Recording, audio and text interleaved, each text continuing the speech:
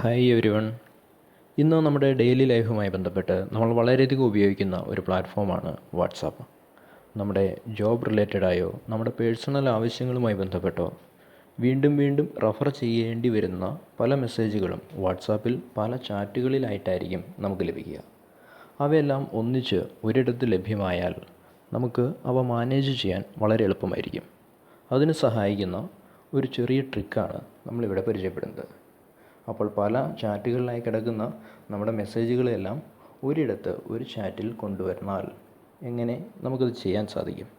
അത് വലിയ ഉപകാരമായിരിക്കും. അതിന് നമ്മളൊരു ഗ്രൂപ്പ് ക്രിയേറ്റ് ചെയ്യുകയാണ് ചെയ്യുക. നമ്മൾ മാത്രമുള്ളൊരു ഗ്രൂപ്പ്.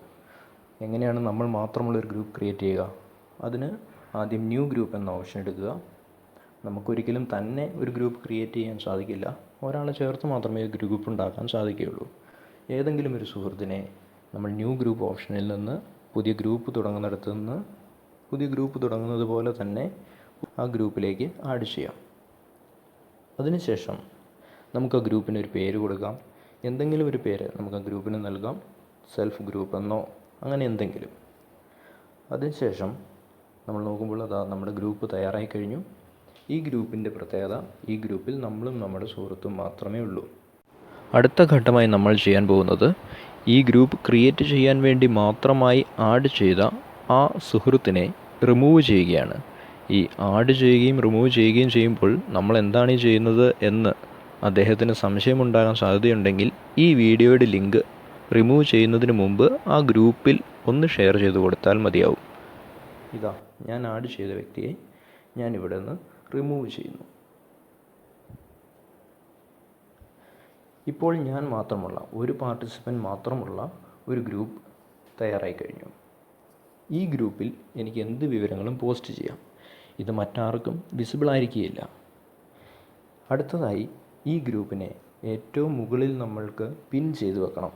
അല്ലെങ്കിൽ ഇതിലേക്ക് മറ്റു മെസ്സേജുകളൊന്നും വരുന്നില്ലാത്തതിനാൽ, നമ്മൾ മാത്രമുള്ള ഗ്രൂപ്പ് ആയതിനാൽ ഈ ഗ്രൂപ്പ് താഴേക്ക് പോകും. ഈ ചാറ്റ് താഴേക്ക് പോകാതിരിക്കാൻ നമുക്ക് ഈ ചാറ്റിനെ പിൻ ചെയ്യാം. അതിന് ആ ചാറ്റ് ഹോൾഡ് ചെയ്യുക, മുകളിലെ പിൻ ഐക്കൺ ക്ലിക്ക് ചെയ്യുക. അതോടെ ഇനി എത്ര മെസ്സേജുകൾ വന്നാലും നമ്മൾ മാത്രമുള്ള ഈ സെൽഫ് ഗ്രൂപ്പ് ഏറ്റവും മുകളിൽ തന്നെ ആയിരിക്കും. ഇനി നമുക്ക് പ്രധാനപ്പെട്ടതും വീണ്ടും വീണ്ടും റെഫർ ചെയ്യേണ്ട ആവശ്യമുള്ളതുമായ എല്ലാ മെസ്സേജുകളും അവിടേക്ക് നമുക്ക് ഫോർവേഡ് ചെയ്യാം. ഉദാഹരണത്തിന് ഈ മെസ്സേജ് ആവശ്യമുള്ളതാണെങ്കിൽ നമുക്ക് നമ്മുടെ സെൽഫ് ഗ്രൂപ്പിലേക്ക് ഫോർവേഡ് ചെയ്യാം. ഇനി ഇതുപോലെ ഒരുപാട് മെസ്സേജുകൾ വന്നു കഴിഞ്ഞാൽ ആ മെസ്സേജുകളിൽ തന്നെ വീണ്ടും ഇമ്പോർട്ടൻ്റ് ആയതിനെ എങ്ങനെ സെലക്ട് ചെയ്യാം? അതിന് സ്റ്റാർ മെസ്സേജ് ചെയ്യാം. സ്റ്റാർ മെസ്സേജ് എന്ന ഓപ്ഷൻ ഉപയോഗിക്കാം. അതിന് ആ മെസ്സേജ് ഹോൾഡ് ചെയ്ത ശേഷം മുകളിലെ സ്റ്റാർ ബട്ടൺ ക്ലിക്ക് ചെയ്യുക. ഈ സ്റ്റാർ ചെയ്ത മെസ്സേജുകൾ നമുക്ക് മുകളിൽ നിന്ന് സ്റ്റാർഡ് മെസ്സേജ് എന്ന ഓപ്ഷനിലൂടെ എടുക്കാൻ സാധിക്കും. ഇങ്ങനെ ഒരുപാട് ചാറ്റുകളുടെ ഇടയിൽ നിന്ന് ഒരു പ്രത്യേക മെസ്സേജ് ഇമ്പോർട്ടൻ്റ് ആയത് നമുക്ക് സ്റ്റാർ ചെയ്ത് സൂക്ഷിക്കുകയും ആവാം. അപ്പോൾ ഈ വിവരങ്ങൾ എല്ലാവർക്കും ഉപകാരമായെന്ന് കരുതുന്നു. Thank you.